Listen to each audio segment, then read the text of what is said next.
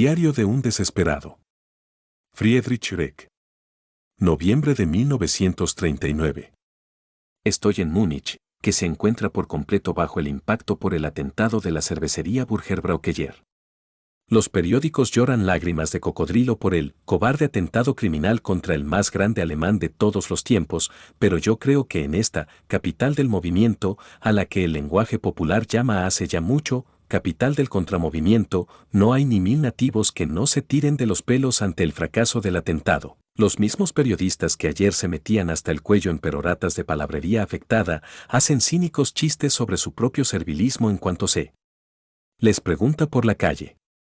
La versión oficial, según la cual el Intelligence Service puso en marcha esa pérfida maquinaria infernal en alianza con Otto Strasser, suscita carcajadas por doquier, y nadie duda de que todo ese fuego de artificio, que ha costado la vida a casi una docena de personas, ha sido encendido por los propios nazis para avivar el odio a Inglaterra y rodear al señor Hitler con la aureola del mártir. A Otto Strasser, que a pesar de su origen bávaro se autocalificó de jacobino prusiano, durante los disturbios del año 1932, solo le conozco por sus cartas, mediante las cuales me persiguió un verano entero con proposiciones políticas deshonestas. Su hermano Gregor, asesinado en el golpe de Rom, gustaba de escucharse a sí mismo, era un poco el tipo del Bürgerdoteur, pero en general era un hombre honorable. A finales del otoño de 1932, cuando su estrella parecía ascender, vino a visitarme con frecuencia. A él debo mi conocimiento de los procesos internos ocurridos entre finales de 1932 y principios de 1933, y jamás olvidaré lo que dijo en noviembre, cuando las elecciones de entonces reportaron al partido, después de todos sus triunfos, la primera y catastrófica pérdida de votos. Ahora coquetea ante sus leales con el suicidio. Es un histérico tal que no van a tomarle en serio, y por desgracia tampoco lo hará en serio. De todas formas, su destino está ahora en el filo de la navaja. Conociéndolo bien, intentará un golpe desesperado para alcanzar el poder. Si también fracasa y no logra hacer su voluntad, ese psicópata estará acabado de una vez por todas y reventará con horrible hedor como una rana hinchada. Se sabe que Gregor Strasser pagó su oposición con su vida durante el golpe de Rom.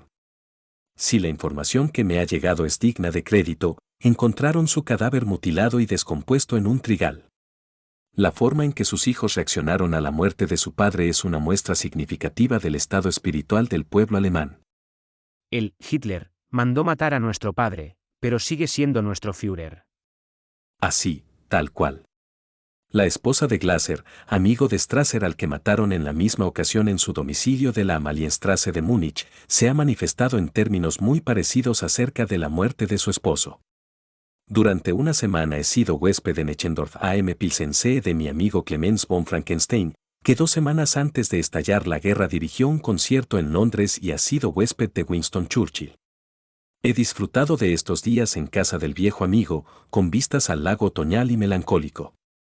Hemos hablado de las cartas recientemente publicadas, realmente desmedidas en su arrogancia, que Stefan George escribió a Hugo von Hofmannsthal, y para diversión de Klee le he contado los detalles de la audiencia que me dio George, cuando él, sentado en su elevado trono entre 2 candelabros de plata, me preguntó acerca de mi postura respecto a Aristóteles, y 2 horas después vi al príncipe de los poetas en la estación de Heidelberg, en la sala de espera de segunda clase, engullendo con un apetito absolutamente plebeyo, poniendo todo perdido de grasa, una brocheta de cerdo con chucrut. También hablamos de la curiosa y casi increíble circular en la que el señor Hans Pfitzner se ha quejado ante todas las direcciones de los teatros alemanes y, naturalmente, también ante todas las autoridades nazis pertinentes, de que se le posterga a él, el maestro germánico, mientras que Verdi, el hombre de los libretos brutales y sanguinarios, está constantemente en los programas. Es fantástico que Pfitzner, ese trabajoso componedor de la música menos inspirada que conozco, se atreva a escribir su nombre en una misma frase y en el mismo papel que el del gigante Verdi, junto a ese último prodigio que nos ha quedado, cuya música se derrama sin esfuerzo sobre nosotros. Hablamos largo y tendido acerca de Pfitzner, de sus penas de amor y de las flores de papel rosa que arroja desde el telar en Die Rose vom Liebesgarten, la rosa del jardín de amor, y sobre la dosis de veronal que constituye el segundo acto de Pelestrine. Fue poco antes de su estreno, en el caluroso verano de 1917, cuando durante los interminables ensayos, sentado junto a Paul Graner en la penumbra del patio de butacas del Hoftheater de Múnich, vi a Pfitzner con su mala cara de maestro de escuela deambulando entre todos los repetidores, coristas, etc., que allí se sentaban, y Paul Graner observó, anda por ahí tomando nota de todos los que se han reído. Después de los ensayos de sus obras, solía revisar los atriles de la orquesta en busca de cualesquiera observaciones garabateadas en las partituras, y cuando en una ocasión encontró anotada la palabra convulsivo, en la de uno de los oboes se dirigió echando espumarajos a la dirección artística, exigió el inmediato despido del pecador por ofensas a Pfitzner y se puso fuera de sí cuando se castigó al culpable con 5 marcos para el fondo de pensiones. Le define muy bien una divertida historia del verano de 1918, cuando yo estaba pasando mis vacaciones en la Fraueninsel del Chiemsee con la pareja de cantantes formada por Plaske y Eva von der Osten, de la ópera de la corte de Dresde, y el fallecido pianista Schenich.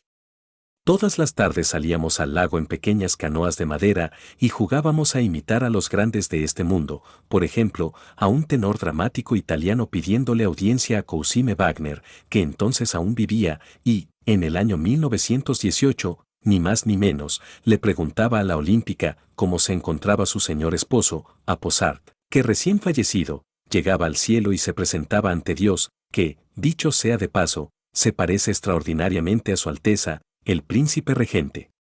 Y por fin el señor Pfitzner.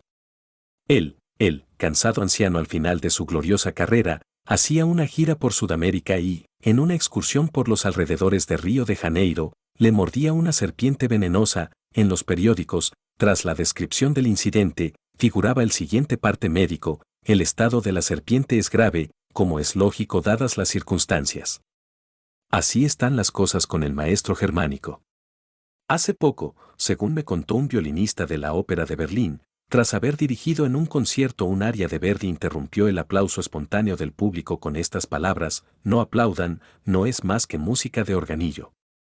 Naturalmente, es muy consecuente que él, trabajoso y atormentado relojero musical, odie al otro, al eterno derrochador, con el odio africano de los desmedrados. Klee, por otra parte, con el que estoy pasando unos hermosos y alegres días entre tan maledicentes conversaciones, me ha dicho que le volvió ostentosamente la espalda a la famosa Unity Mitford cuando se la quisieron presentar en la casa de Churchill y, por supuesto, creo que esa era la única reacción correcta posible. Le conozco desde hace casi 30 años, desde aquellos tiempos esplendorosos en los que, todavía bajo el mandato del viejo regente, fue jefe de los teatros reales.